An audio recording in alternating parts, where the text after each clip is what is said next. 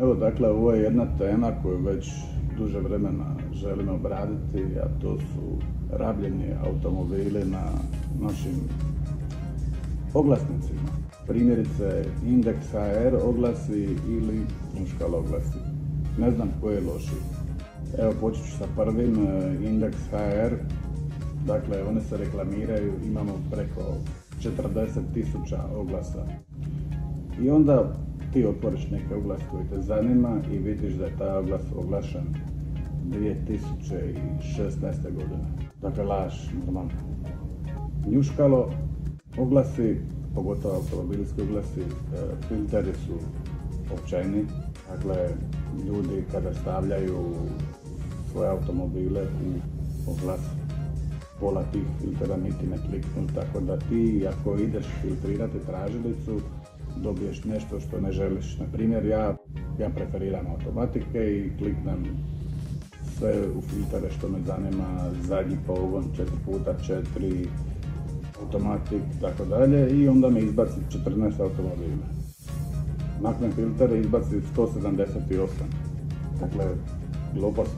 Dakle, mislim da bi taj Njuškalo, pošto je kao neka stranica koja se plaća, trebala i obratiti pažnju na te filtere, da ne dozvoljava ljudima unošenje krivih filtera ili da već stave nekakav preset ili kako se to već kaže, nema pojma, prilikom unosa oglasa da stavite točno podatke koje se traže. Druga stvar što me jako živcira je kod tih filtera kilometri.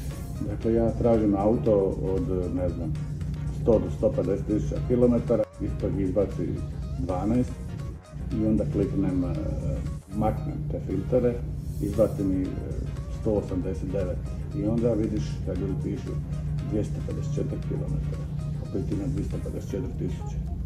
To su te stvari koje me jako iritiraju.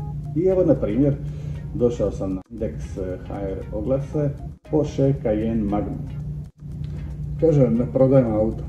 Kako ćeš prodati auto kad nisi stavio dovoljno detalja u auto? Ja, na primjer, kad prodajem auto, ja napišem sve. Ljudi i dalje ne čitaju to što piše, nego me zovu i pitaju to što sam ja već napisao, što je tragično. Na primjer, Porsche Cayenne Magnum 4,5 litre V8 motor, odličan auto, ima neke mane, ali dobro, nećemo sad o manama, svaki auto ima mane. Kaže, osnovno vozilo.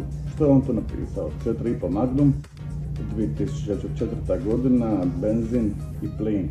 Imaš auto od 4.500 kubika V8, onda vozi V8 motor, a ne plin stavljaš u njega. Ok, to je moja osobna stvar. 250 kW, stanje vozila uredno. Registriran do 10. mjeseca 23. godine.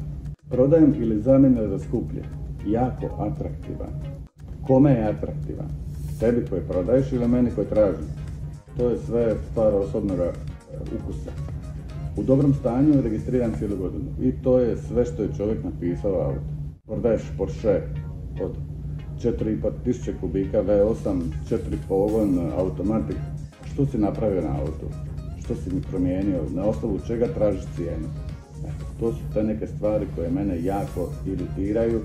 Molio bi Njuškalo ili Index koji se reklamira da su besplatni, ali su loši, kao i sama stranica Index HR je jako loša, da tu promijene neke stvari, da ljudi kad traže, recimo pa odete na mobil.de, mada i tamo ima lažova, a ti filteri su nekako realni, da se potrude kad već tražiš novac, na primjer na Njuškalu za plaćanje oglasa, da i onda za taj novac dobiješ to što si oglasio, to jest da ti ne dozvoli unos krivih podataka.